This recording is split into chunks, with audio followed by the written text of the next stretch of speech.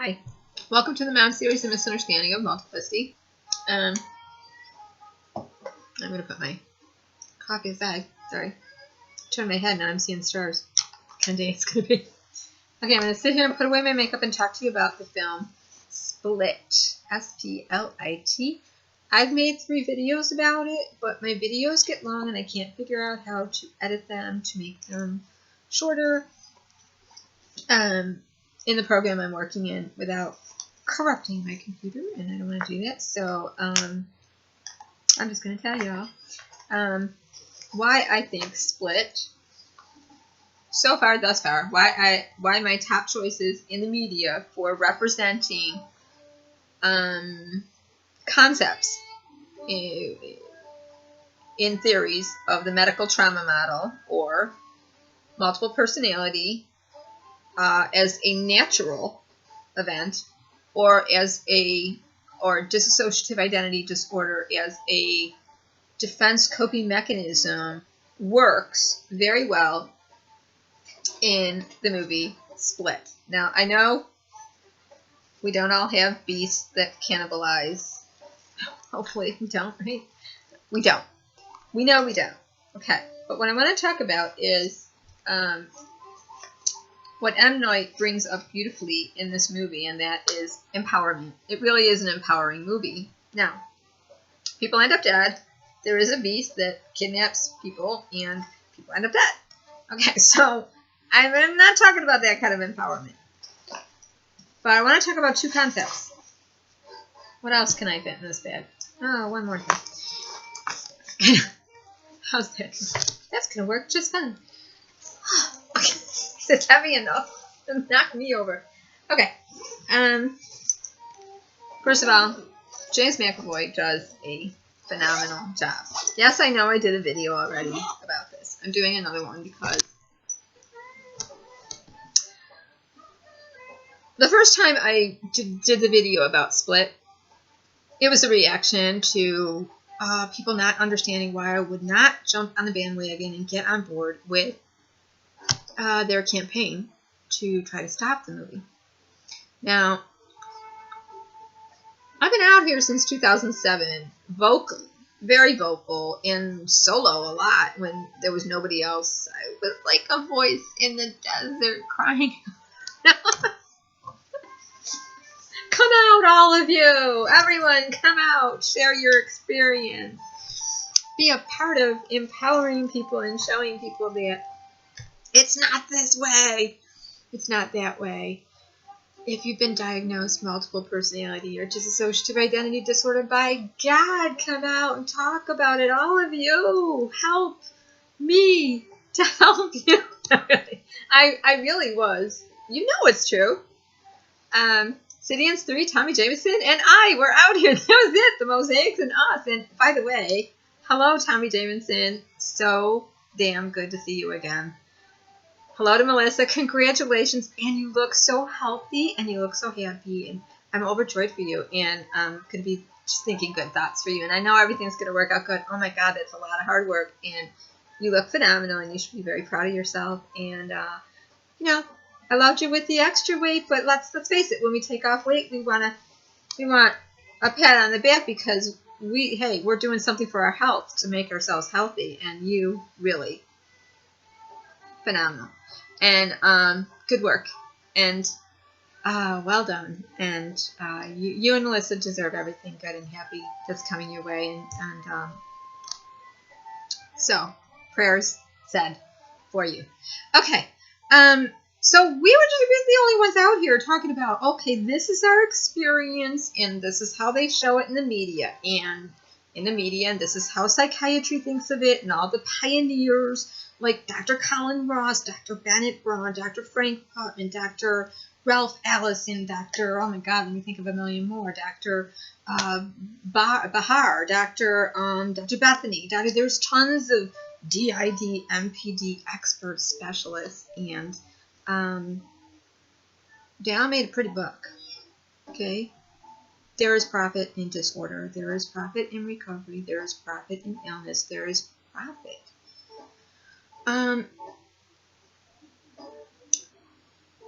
And there's a time to go to a therapist, social worker, doctor, and there's a time to step away.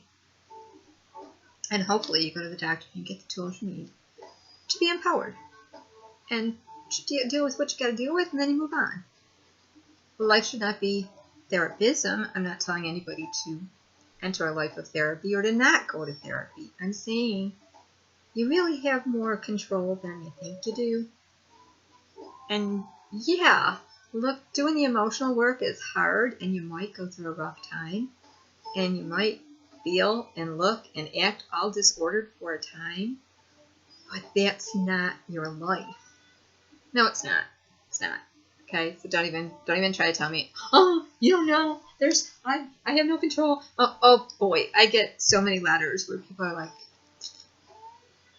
yeah, no, you don't know. I mean, I don't know who's waking up, and I don't know who's going there, and I could be saying one thing, and someone else comes out and says another. Please, trust me.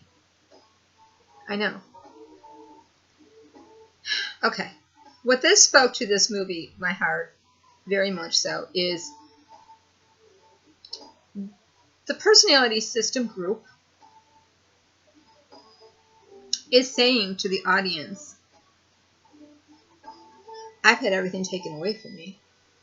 Basically, he's living underneath a zoo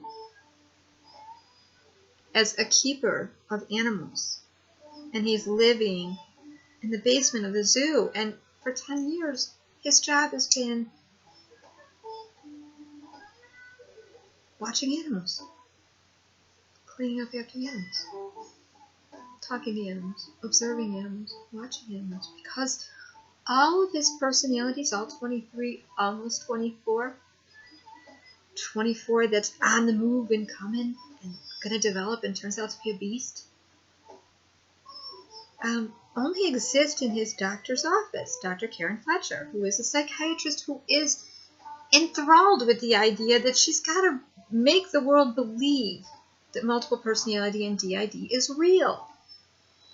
She's getting ready to present Kevin Crom, that's his name, Kevin Crom. She's getting ready to present Kevin's case to a panel as a topic in psychiatry and present that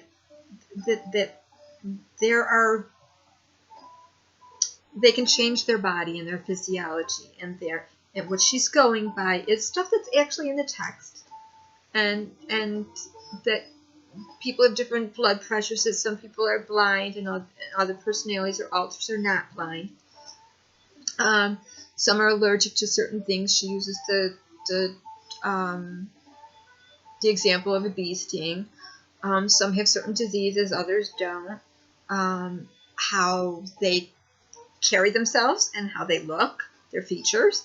How some can lift weights that are really, really heavy, but they're really, really weak people, and how would they be able to do this? And how they could physiologically change their body.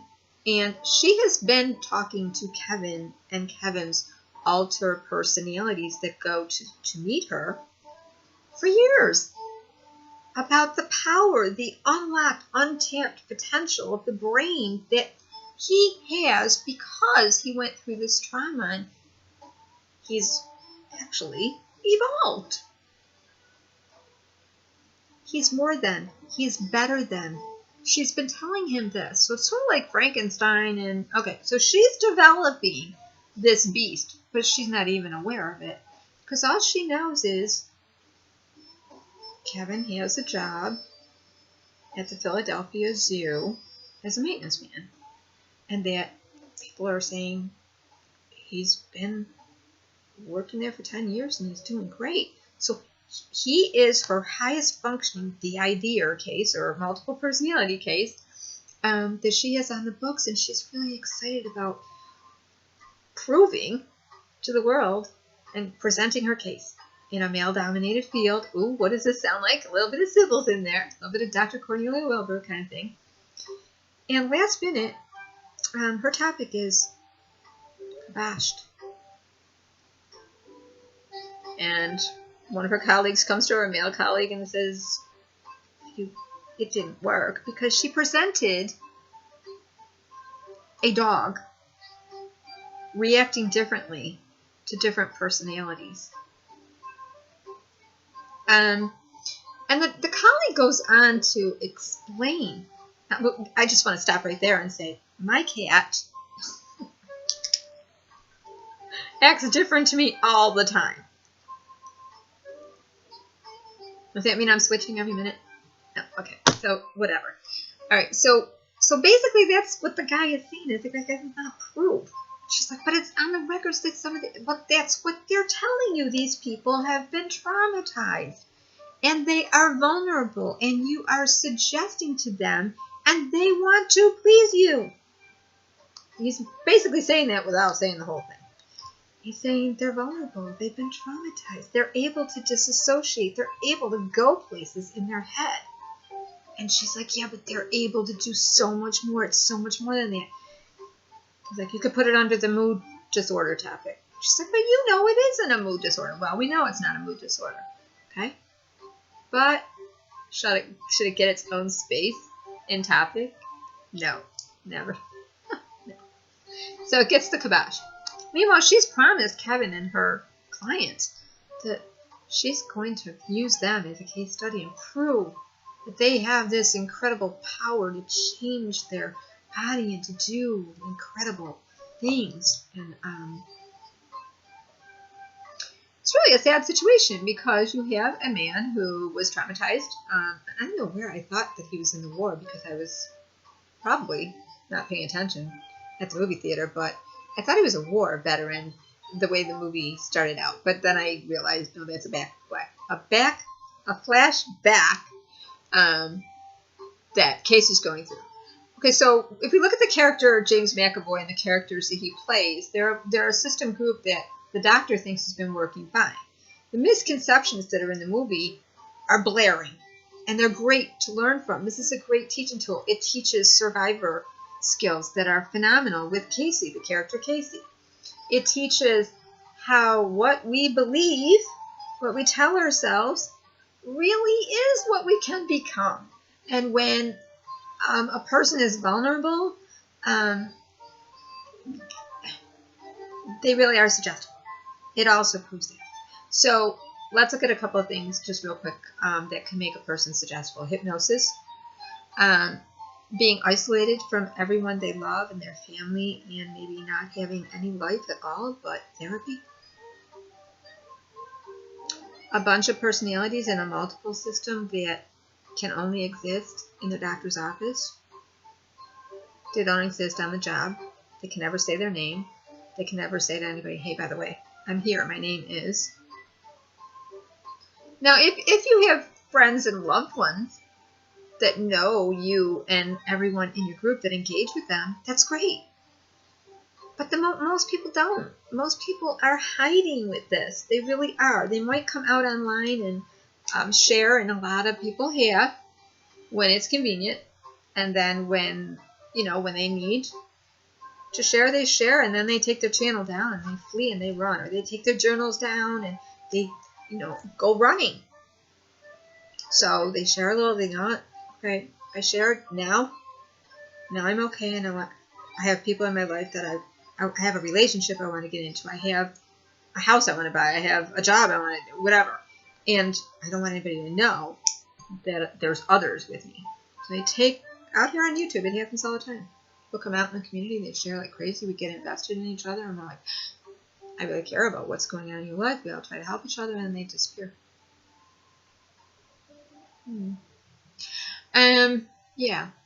Well, actually, it's not that easy to just drop, because it's not an act. All right, let's just put that one out there right there. So for a lot of people that are trying it on, thank you, Estrella, for having kind of taught me that years ago, is that there are people that try it on. It can run the gamut of dissociative features, developing your own personality, incorporating attributes you like of others and you don't like of others, or just trying on behavior that you saw that worked.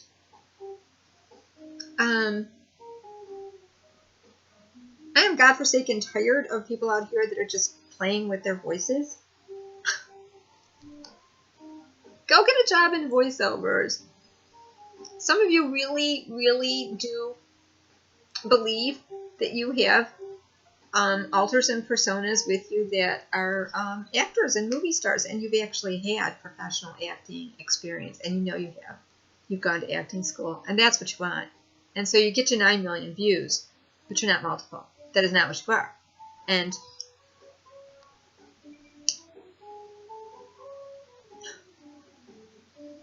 curtain's gonna fall on you, baby. One of these days, curtain's just gonna. Okay. So, okay. Sidetrack. Sorry about that little detour. But shit happens, right? Okay. Man, calling out truth today. There is nothing wrong with this movie. This movie kind of actually shows the very problem with MPD, D.I D beautifully. It shows that when you go through a trauma, when you are an abuse victim, and you're in that victim stance, and you are stuck there, and you are still with the predator, and you are still with the abuser, and you're still in that life, and you're still in that victim mentality, that you are right on the brink of your breakthrough, and you are full of potential. And you have lost enough, and you have hurt enough, and you learn how to survive. And that makes you really appreciate your life and not get all flipped out over stupid stuff. Okay. So that is what she's basically telling Kevin and the personalities over and over again is a lot of people out there, you know, they think their life is horrible. They've never gone through anything. They don't know. You have survived, Kevin. You, with the others, have overcome. You should be happy you're doing so well. Okay. Yeah. There's also this concept in the movie where if there's a couple of personality alters that are messing with the system or scaring them or being intimidating or threatening or whatever, there's some kind of conflict, that the therapist could suggest them being locked down, banished, or put away, or in a safe place so that they can never enter the light of day or come to the front or the spot or what people call when you're out and you're sharing the body or using the body and sharing time, space, and life. Okay, so say right now Astrid wanted to come out and talk to you guys, and I went and talked to my doctor, and I said, you know, Astrid's a real pain in the butt. She's constantly, she's like a little kid she's not a kid, but she's like the energy of a kid. I mean, she's just all over the place and constantly wanting to get her word in, and it makes me seem out of control. Like, she just jumps in weird places and says stuff that is like, what's in there for? So my doctor said, well, you know, could you go inside your inner landscape, you mapped your system, and tell me where people are inside. Can you see them? And maybe I know that others have talked about, well, they have their apartment over here, and they dwell in this room. And this one over here is always in the kitchen cooking. This one over here is always crafting in the corner. Not always, but I mean, when they go to relax, that's pretty much what they're doing. So everybody's in their own little place. Well, Kevin, Dr. Fletcher, has asked Kevin these questions too, like system mapping, inner landscape, where is everyone? Can you talk to them? Can you create a safe room? Kevin has, everyone is in a separate chair. Oh, what an existence. Everyone's in a room, same room, in a separate chair. Just waiting to be awakened and get to the front and get to the light and share the light of day. And M. Night shows all the misconceptions beautifully. The doctor actually thinks she can suggest to Kevin and the other personalities that are afraid of these two personalities, banish them. lock them away, go inside in that room, lock them away. Okay, so Dennis and Patricia are the two banished or undesirable alter personalities. They've been banished. Kevin, meanwhile, has lost time. Few years. For years. And his doctor has thought he's been doing great. He's got his apartment, that he's designing, that he's working, and that he's got all these jobs and he's doing fantastic. Working as a designer and part-time and as a hobby and also submitting it to fashion shows and also working in the zoo. I mean, he's working all over the place, right? But he's really just living underground at the zoo. Waiting to be known. They're all together. They have Fedwig, a young child who's 9, which another misconception in the movie is that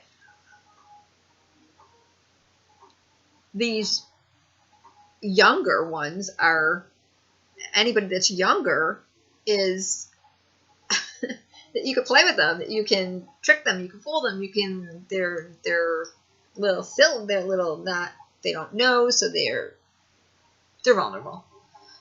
Well, it can go two ways. People can either think they're the little kid that's the genius and controls everything, or the little conniving kid, or the little powerful, really that kid's powerful, or the world revolves around that kid, or everyone else's life revolves around that kid, or just give him some crayons, let him go play. He'll be happy. I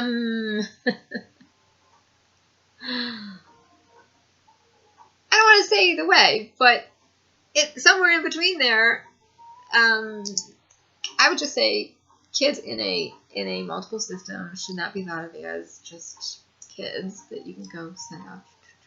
And kids in our everyday life should never be thought of that way either. So why would you think of a kid that way? You know, they're picking up, they're listening, they're paying attention. So Fedwick is really paying attention. He knows that Patricia and Dennis and the others have been talking about a beast that's on the move. It's getting closer. That is going to take control of the group because he wants a bigger group. And they call him the Horde. Patricia's been telling stories about him. Patricia's like a older, she's actually a personification, I think, of what you would call an interject of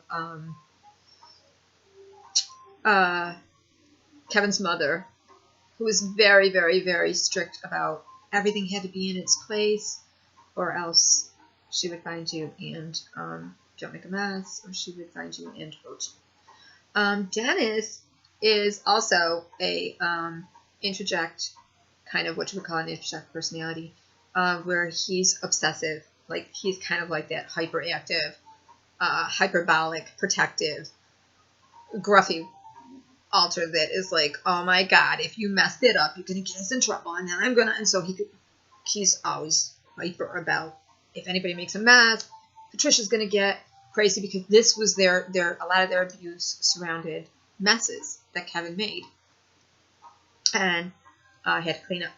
When he was being abused, his mother would really go hunt for him. He would hide. His mother would hunt for him. And she, about the time she would begin a beating or threaten to kill him or whatever with a weapon of some sort, she would yell his full name, like a lot of parents do with kids. Like, if they say the full name, she would say Kevin Wendell Crump. Okay. That is a trigger for Kevin, where it's a trigger for all of the, to hear a female yell, or anybody yell, Kevin Wendell Crump, is a trigger for all of them to kind of rush to the front or rush away from the front. And everybody experiences what you call the front or the spot is like different, sort of like a tunnel or a door.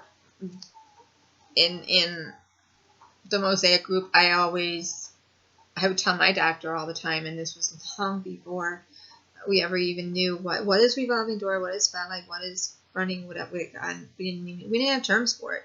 back in the 80s. And I used to tell my doctor, when my doctor would ask, well, what is it like when you can actually feel Tony coming out to talk to me and she wants to get out here? When you say, I know Tony is there and she wants to come out, I know how.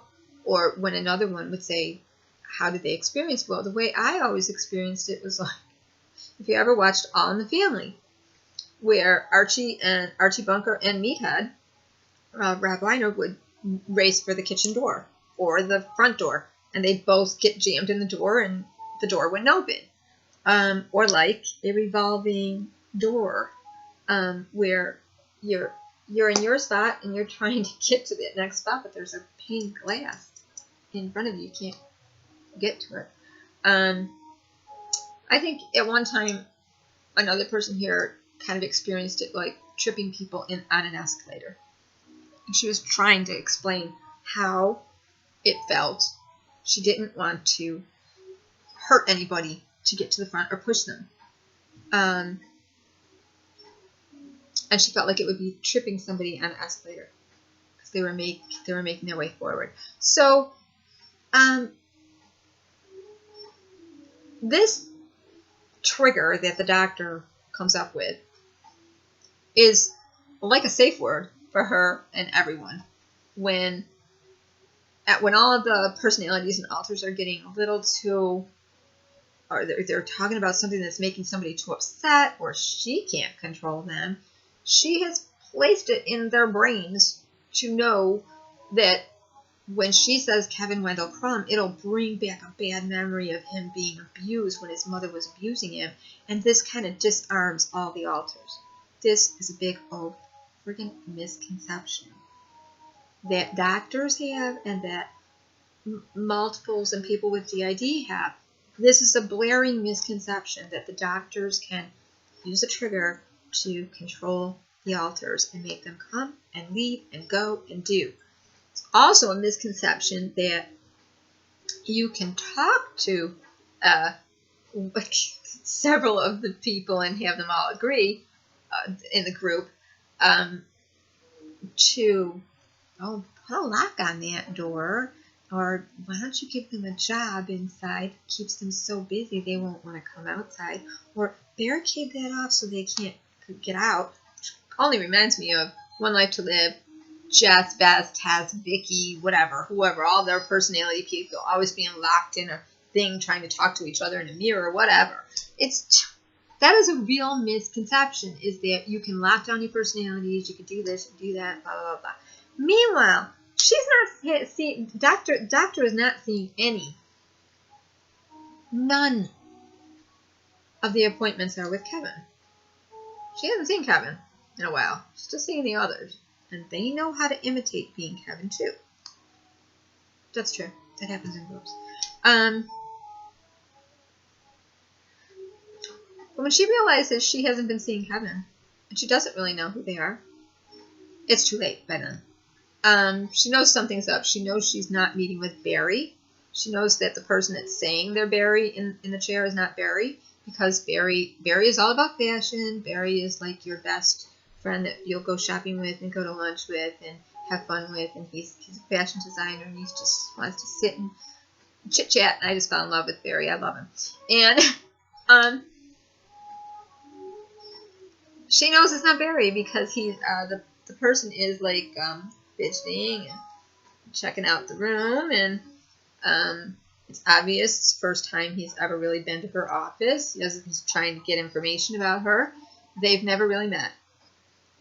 So the personalities that she helped to lock down or banish, or fed to the others that, no, I didn't mean fed. Fed the idea that they're the undesirables, so I don't need to meet them. If they're scaring you and telling you stories about a beast that you're all gonna become and merge to grow bigger, a bigger group, and to have all this power, if they're telling you that, then they need to go away. So she's never even met Dennis and Patricia. She's just got an idea of what they are from the others. And because they're afraid, lock them away. So she finally does meet Dennis, and Dennis admits, I'm Dennis. But then it's all too late anyways. But, point being, M. Night shows beautifully how they have actually, what they have become is what the doctor has been, her passion, what she's been driven in her life to show is that, and what she's been telling her clients is, you are more than. There is a point in the movie when you see Dr. Fletcher is, like I said, this is her whole life. D.I.D, MPD, this is her whole life. She has no family, friends, nothing. She lives in a beautiful apartment building where she does her work.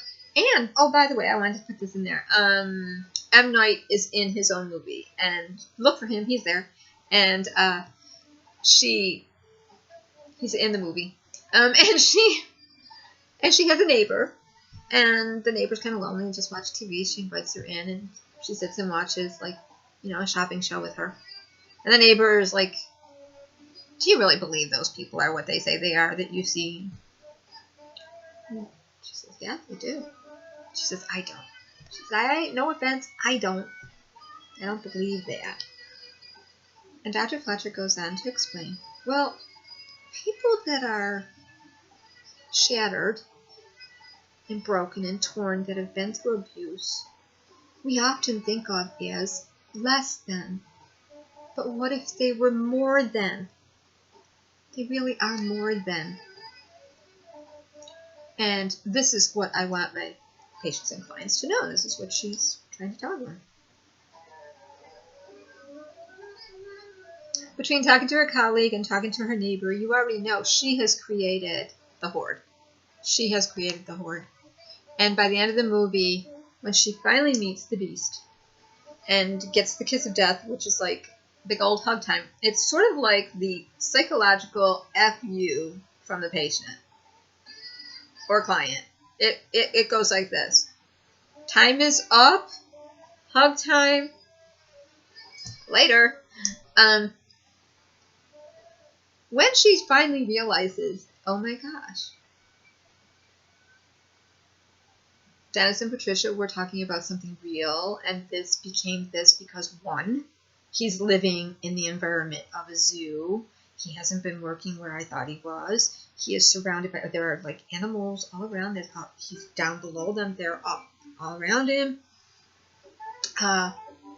He created himself to be a beast with potential, superhuman potential to not feel gunshots, to run really fast, and to break metal and all this. And her theory of, but you survived. Can't you see the value in your survivor? So you're better than them.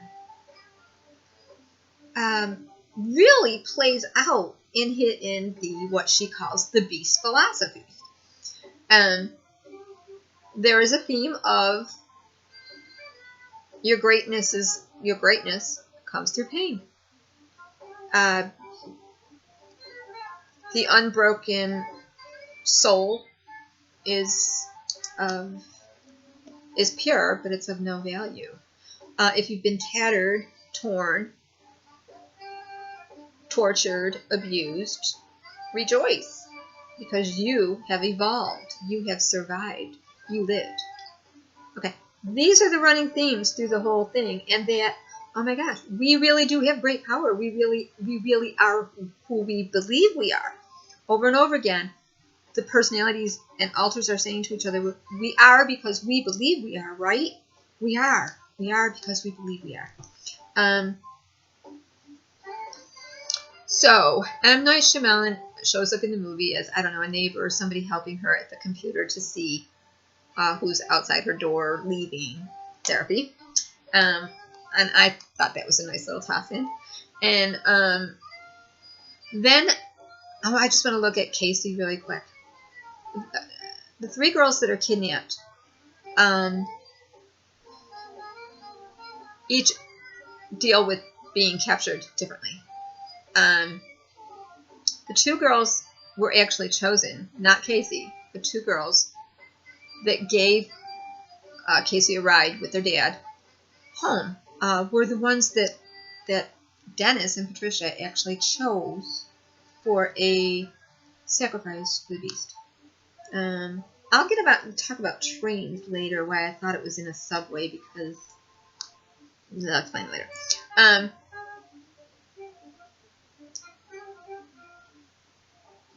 Kevin gets left at a train station. And I think, and then Kevin's father also, something happens at the train station. That's, and the sacrifices that Dennis and Patricia and the others are wanting to make, it's almost like they're visiting a grave at the train, putting flowers down at the subway, putting flowers down by a train station. That's very important.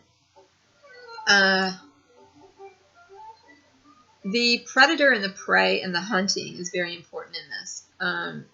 In the beginning, when the girls are captured, Casey immediately starts to flash back to when she was traumatized and abused by her uncle on a hunting trip. It flashes back first to them talking about what the animal is capable of and how you have to observe your prey and you have to outsmart the animal. Casey's probably about 5 or 6 in that flashback, I'm guessing. She goes on hunting trips with her dad and with her uncle, her dad's brother. It seems like her dad's brother is older, and it seems like he's definitely in it for the sport, for the gamesmanship, for the bravado of the kill. The father is trying to teach her the value of the animal and when to shoot, when to know an animal is just doing a mating call, normal things, when an animal is acting, is not going to harm you, when an animal is advancing on you and you have to be careful how they sense you, how you sense them, how to approach them. Once you decide to shoot, you got to commit to it. Keep your eye on what you're going to shoot, and it might throw you off, but you got to be ready to come back at that animal, because once you have committed to kill,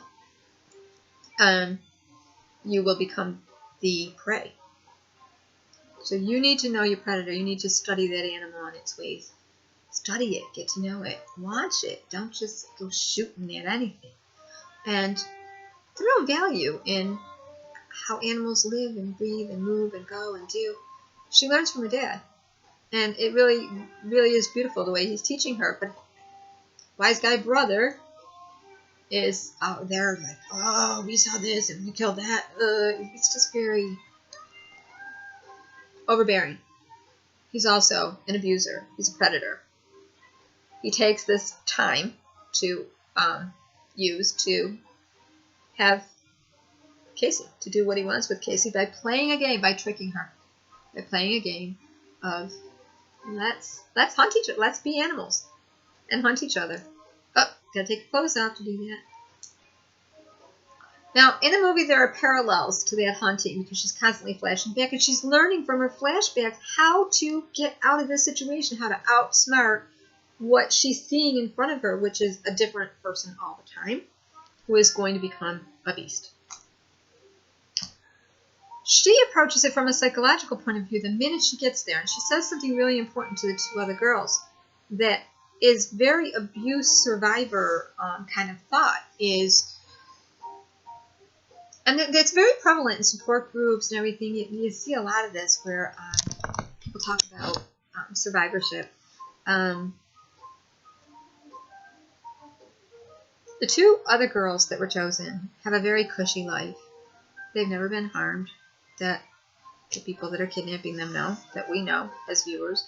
They have the perfect parents, the perfect home, the perfect life. No worries other than, oh my God, I can't go to that sleepover. Okay? That kind of thing.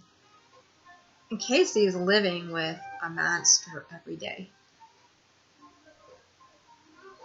She's going home and being abused by that monster every day.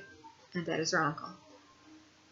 And she finds it hard to believe that anybody really likes her, that anybody really finds any worth in her. And the girls know this. They invite her, and she acts out a lot. She does victim behavior. She thinks she's bad, so she acts bad. So she. When they're all confronted, sitting together, the other two girls are like, "Oh my god, why were we so polite? Like, oh my, like, excuse me, sir, you're in the wrong car. Why didn't we wail on him? Why didn't we overtake him? Why didn't we, go nuts on him? We can do that now. The three of us can do it. We gotta stick together and overtake this guy." And Casey just kind of, the look is priceless. Because she didn't even have to say anything. I already knew. I was like, whoa. Been there, know that. She's like, you don't even know. You think it's so easy. You think if you do this, that this will happen? And if you do that, that this will happen? It's not going to be that kind of situation. This is not that kind of situation. And she knows this because she lives this. And she knows this, I think, because two things. Back in the flashback, what happens is they show a scene where first they show water, and M. Night Shyamalan, a lot of times in M. Night's movies, a lot of times when there's water, there's going to be a clue of something really important happening.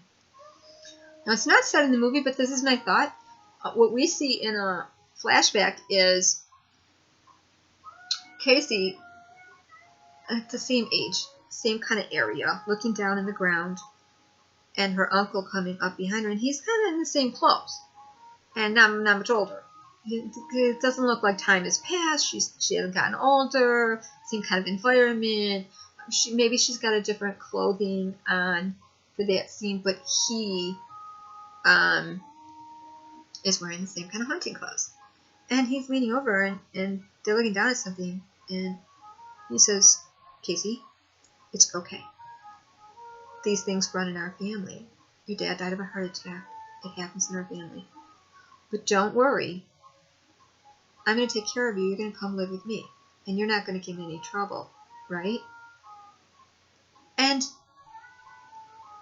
Casey has an opportunity to shoot her uncle on the hunting trip.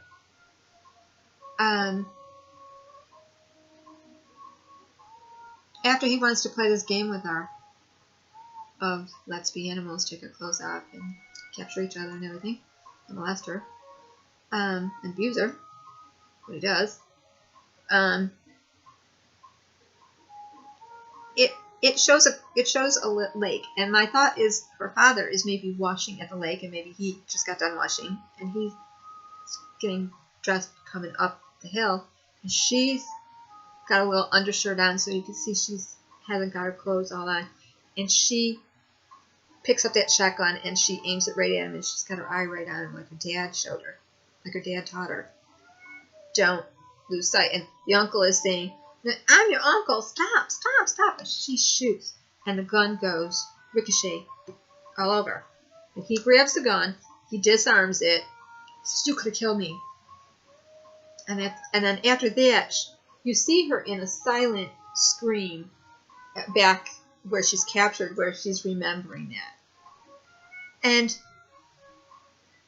I think that is the weight of it all. Is like, I had a gun on, I was doing the right thing, I was shooting my uncle, I was getting away from the abuser, and I thought I was going to shoot him, take him down, and get protection and escape.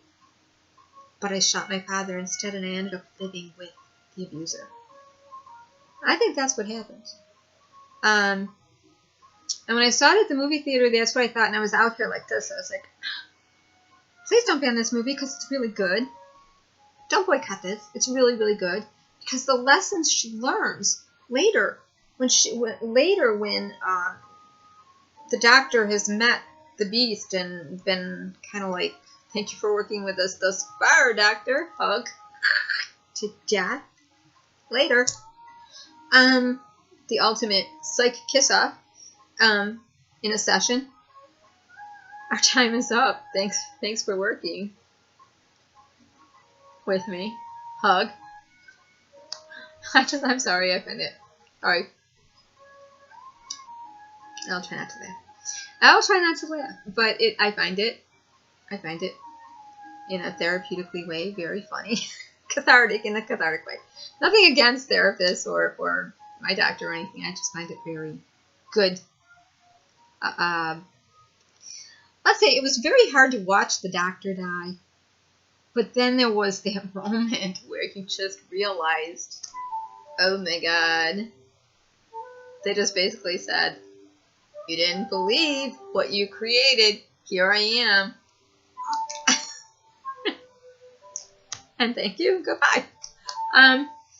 Now, the doctor quick scribbles a note to the girls. She knows there's girls captive. I mean, she's trying to convince Dennis and Patricia that they have all these wonderful philosophies about the beast, and she'd love to hear about them in therapy. But my God, you must know this is wrong. You've got to let these girls go. This is a crime, and we'll talk more about this in therapy. And she's a goner. But she writes down, say his full name. Kevin Wendell Crumb. Casey's running all around. She finds, she's working with the personality. She knows right away she's dealing with others.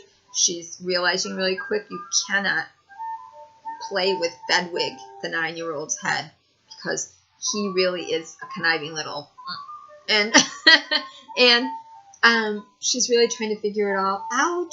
She's using all of her survival skills, and when she realizes Dr. Fletcher's on the floor, but she doesn't know it's the doctor, I guess she probably does know, because she, in that time period, she goes into like a study area where the computer is, and on his computer are all the different alter personalities video vlogs where they're talking about their therapy. They're talking about their vlogging to each other, and which a lot of us, do. We're work through things and vlog and journal, and they're vlogging, and they're talking about, I want to talk about this on the next session with the doctor, and I think I'm losing time, and I don't know what so-and-so has been going on about this beast or whatever. They're calling it the Horde. It's just crazy. It's probably nothing to worry about. But we should talk to the doctor about it. And, I mean, there's a lot going on, and she gets to know every single one of them. But their main thing running through all of their heads is 23, 24 of them, about to emerge, the 24th. All of them is, when are they going to believe we exist? Okay, we exist in Dr. Fletcher's office. Okay. But when are we going to get to live? When is the world going to know we're real? We're real. And if we weren't real, one holds up an insulin shot and says, if I wasn't separate than them, why doesn't anybody else need an insulin shot, but I do? So some of the physiology stuff that she's been telling them makes perfect sense to them, because they know within their group, one is diabetic and needs insulin shots, and the rest of them don't. Or maybe just that personality alter gives the shot every day, so they don't think they need it because they don't actually experience in themselves giving a shot. And the doctor has assumed one is diabetic and the rest of them aren't. All of this feeds their thought of, we're going to be thought to be real. She's going to give this topic, and she's going to make us real and known to the world. So Casey gets a good idea of what they're all about, and is approached with all of them. And this is a moment that I just think everybody needs to step aside, because James McAvoy should get the award for superhuman acting skills, okay? Where all of the personalities are trying to talk at once. When there's a moment of when Barry comes out and he's like, everybody is talking at once. Like, can you see us? Do you know we're real? Do you understand? Don't worry. This has to happen. You have to be pure. And there's even a personality that is just like imitating what it hears on the radio, or like a sports broadcaster or whatever, or an announcer, and just announcing whatever it hears. And all of that comes out in all these different voices and behaviors. And at one point, Barry, who I fell in love with in the movie, comes out and looks, and he's like, "Oh, everybody, a minute, please!" And he grabs onto Casey's face and he says, "Oh, baby girl, it's gonna be okay. It's gonna be okay. My name is Barry," and another personality comes out. And there's just this kind of revolving door where everyone is talking at once. And James McAvoy, definitely for that scene right there. Because I gotta tell you, I was exhausted watching it. And she takes all that in, and then she sees him transform into the beast. And so she says, "Kevin, Wendell, Crumb," and it crumbles them. And it crumbles them. And Kevin's there. And he's like, "Wait a minute, what are you doing here?" And then he says his doctor's dead on the floor. And he's remembering from 2014. The last thing he remembers is being on a bus in 2014. So he has no idea any of this has gone on. But he knows it's all bad.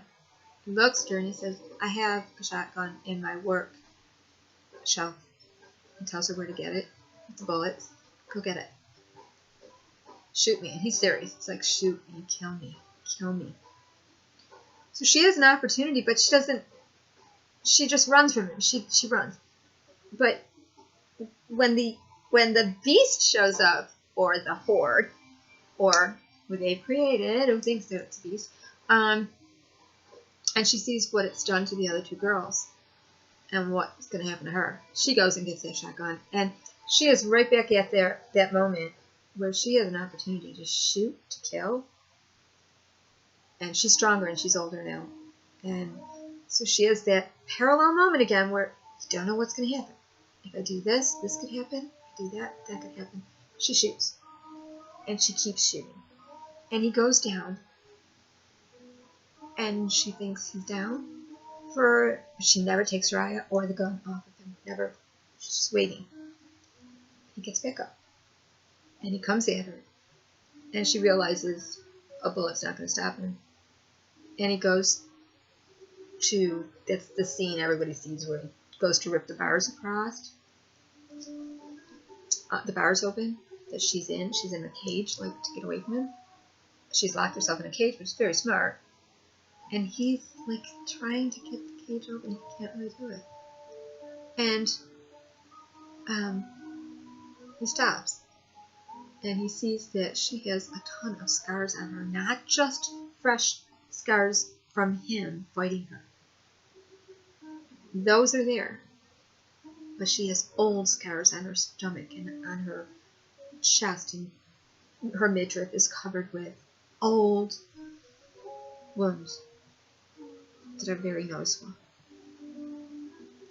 And he stops and he says, "You're different. You're different than them. Rejoice. You've been torn. You are evolved." Because he sees the scars.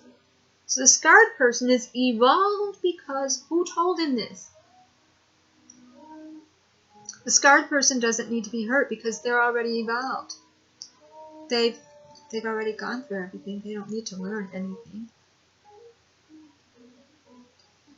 So, very interesting movie.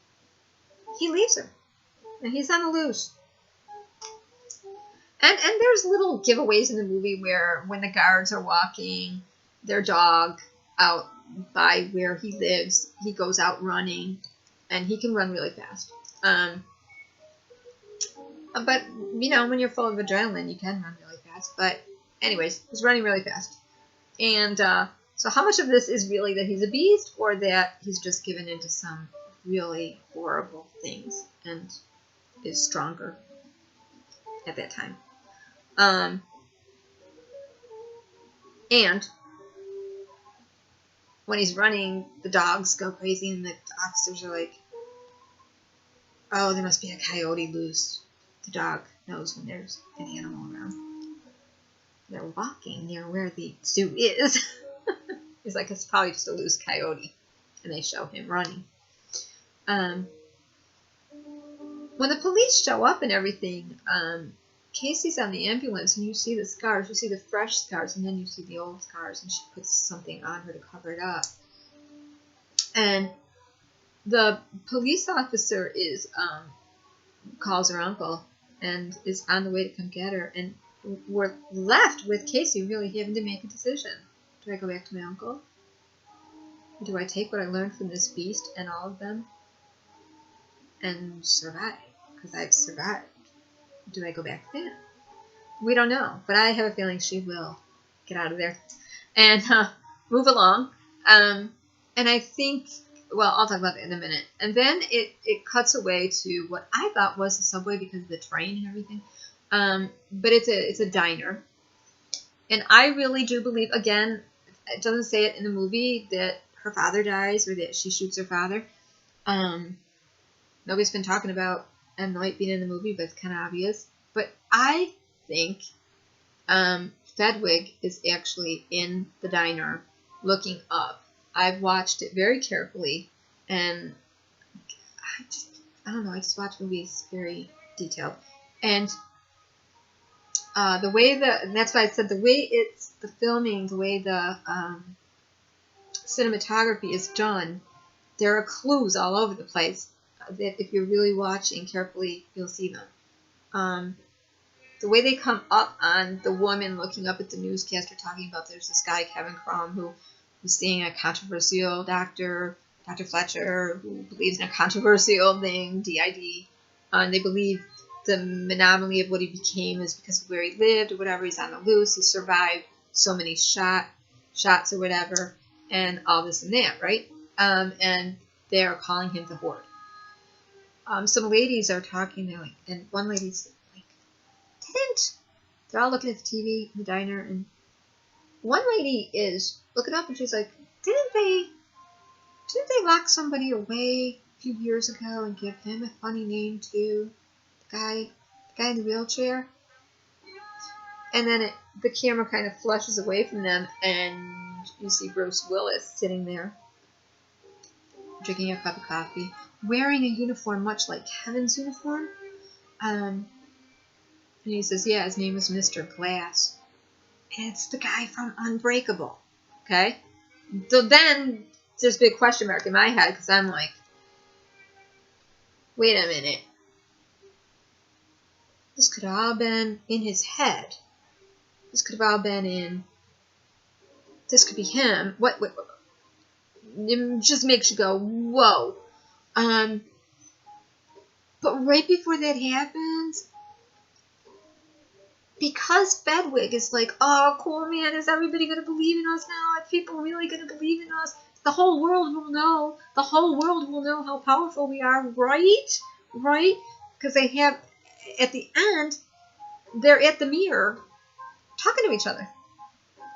Another big misconception in movies, but it works. They're talking to each other, and Patricia is saying one thing, Dennis is saying another, and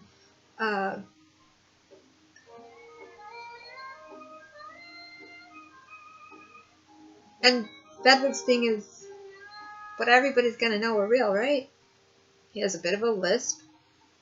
He says the whole world will know.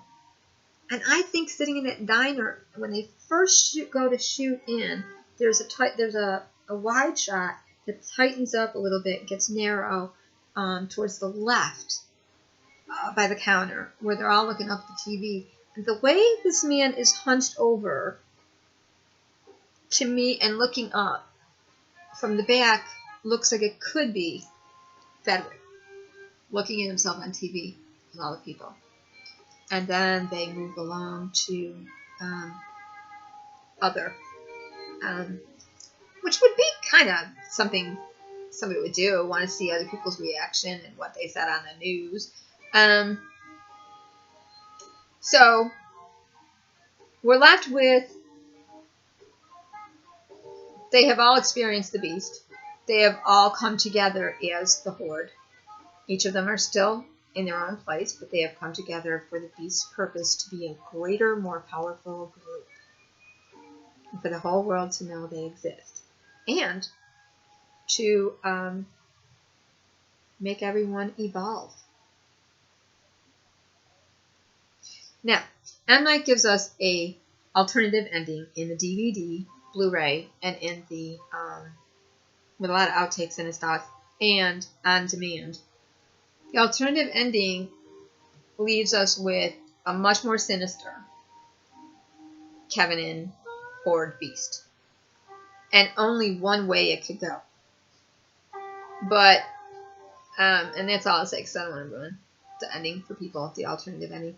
But keep in mind that thought, that if you've been broken, torn, battered, abused, to Dr. Fletcher is, you are more than. So you've evolved, so you've overcome. Rejoice. And that becomes the Horde's thinking and all of their thinking. And the whole world is going to know how great and the potential that you have in your mind, that one can see and one doesn't see. One's allergic and one isn't allergic. One has to take a diabetic shot and one doesn't. Supernatural powers exist in your brain that you've tapped into and unlocked through that trauma. Okay. The takeaways that I got were, the big bad things to do is you don't walk away.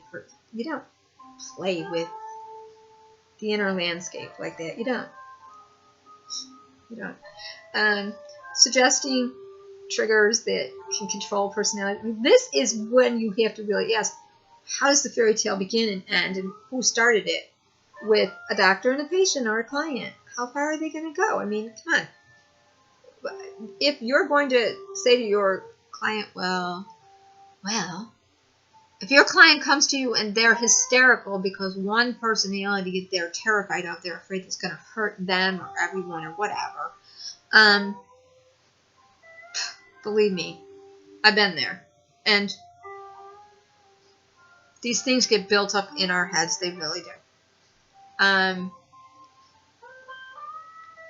that you could just simply suggest, well, why don't you go buy your little that's having a tantrum, that little kid an ice cream and a coloring book, and then close the door and keep, or create a playmate for them. Get them a playmate. Does anybody else in the group want to hang out with that person? Give them a job. Does that person inside, I know they're raving at me now, but is there anything you can think of to do that they like?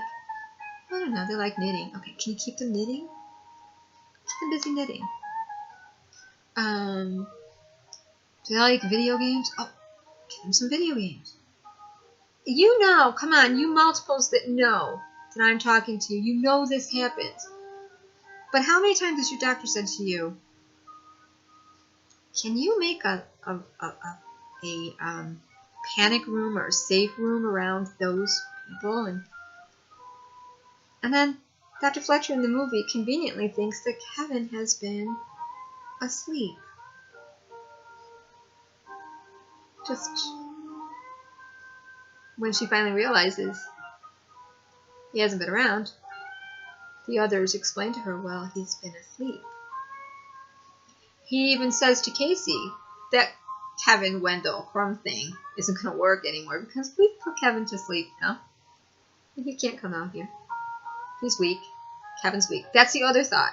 That the original person that had the trauma, that created the others, to continue taking the trauma or whatever, that person's weak. Can't handle anything. Have no use. So let them sleep and we'll protect them. These are the misconceptions that continue in the D.I.D. community and in MPD community. And these are the big blaring misconceptions that M. Night got from who? An expert in D.I.D. And where did that expert get all that experience? From all of her patients and her clients and his clients. A lot of doctors, a lot of clients. So, what was my takeaway from this movie? We are what we believe.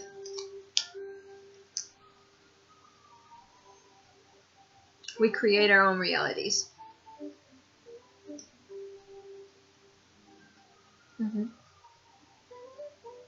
And we are very suggestible. And be careful what you entertain in your head and allow to become this or that. That's my takeaway from the movie. Goes right back to we are what we believe. We create what we need. We can be what we dream. Dream it, you can be it. Fake it till you make it. Call it out into the universe, and you can manifest it. How many churches do people go to where they hear that every Sunday? Claim it, name it, in the name of Jesus. You are because you think you are. Rejoice. You hear this in religion, you hear this in psychiatry, you hear this in law of attraction, you hear this everywhere. Why? Because there's a basic theme running around that, yeah, you know, said it, now it happened. It's a funky little law. I tend to look at it this way. It's a freaky law of nature. I look at it this way. Do my words really have power? Am I magic or something? No. But are we created in God's image? I think yes. I've said this always. So created in God's image, plural. What was God? God was creation. God was creator. Okay, so what are we? We are creators. How did God create? He said, let there be. And he said, oh, that's good. Okay. And he called it a name. He gave it a name. And there it was. Oh, I think I'll make the light and the day. And call it the first day. And I'll put light over there. And I'll put moon in the firmament, firmaments of the heavens here. And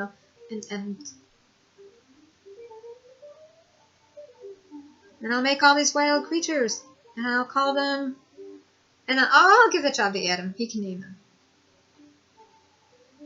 And I think I'm going to make a woman. And I'll name her. And I'll name him. I'll name him and I'll name her. And God said, and I created this and it was good. God said, let there be. And it was. And we are created in God's image. And what is God? To me, God is creator. And we are a bunch of little creators. And we can create our own heaven or our own hell. It's our choice. We can create our own torment or our own joy. We can create our own misery. So do we have power in our brains? Yeah, we do. Yeah. There's some things that just come by the wayside. And I'm sure Keith at a young age didn't want to get abused. No child wants to get abused. But what can we learn from that? Take the good from it. Everything that we're told to avoid flashbacks because they'll trigger you and you'll be anxious. No, look at those flashbacks because that's where you learned how to survive. Everything bad that happened to Casey, she used to survive. So it is a true story of survivorship. It is a true be wary to doctors of what you're playing around with. And it is a big we don't know. But this is why you don't play with fire. And I think it's brilliantly written. And I think M. Night is back with a flurry of entertainment that is really well thought out. Really well thought out. And so I cannot get on the bandwagon of boycott or ban or for awareness because I think this shows more awareness in a positive light than I haven't seen anything this good since Frankie and Alice. And before that, Voices Within, the Trudy Chase story. All other movies I haven't found anything good in. But yeah, that's why I'm going to say again, this is a good movie to go to. It's you're going to get triggered by it. There's a couple other things I want to just talk about really quick. There's some similarities I see, besides the obvious of Silence of the Lambs, with this movie. where and I was really journaling about this the other day. I was trying to like figure it out with all the mosaics, because why watch it over and over again? Because I will tune out when I'm not just like if I don't want to see parts of it, I won't. And others will tune in and get more detail, and we'll sit and write notes about it and journal about it. And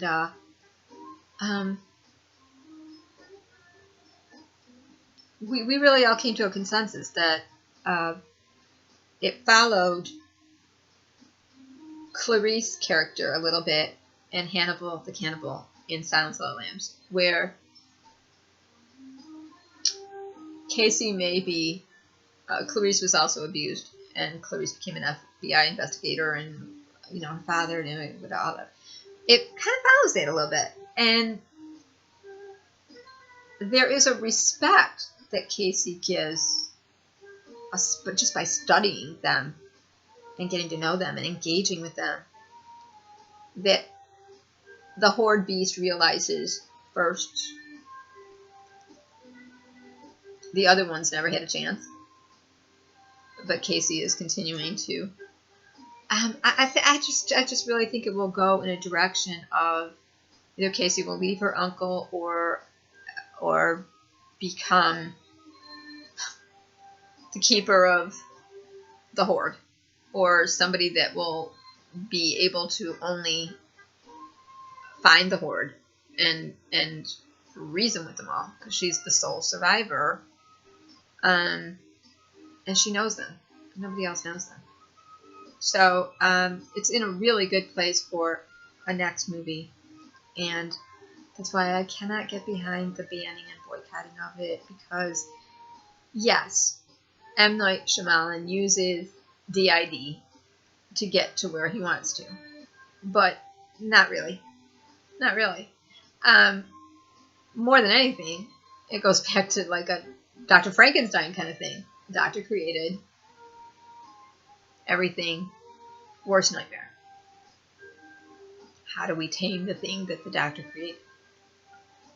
But it really taps into that supernatural too, of belief. So it touches on everything for me. I don't like the horror. I never liked the horror, but I have a hard time watching The Walking Dead sometimes.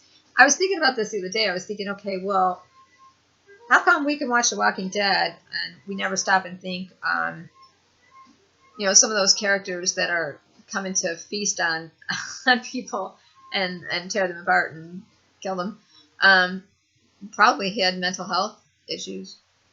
Some of them may have had mental health issues before they got ill, right?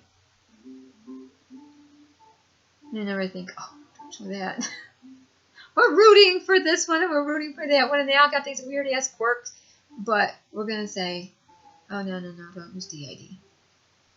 Just so happens that this person has two people that really, really, really believe what the doctor says.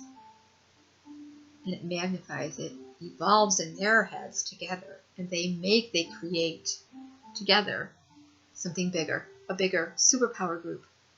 They call the Horde, which becomes the Beast. And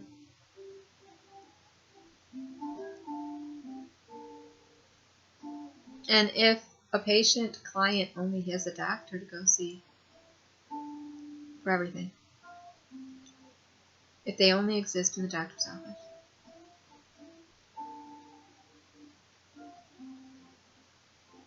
what can they become? And at what length will they go to prove they're real to everyone?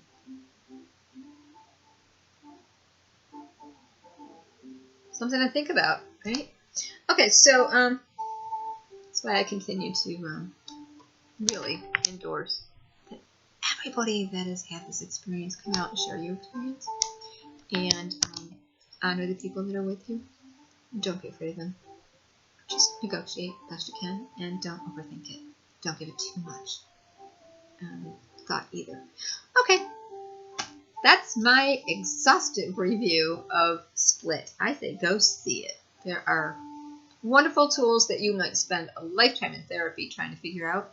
But sit in a movie theater. Go get it on demand or on Blue DVD or Blu-ray or whatever you call it. And I didn't get it on Blu-ray because I don't have a DVD player, but I saw it on demand.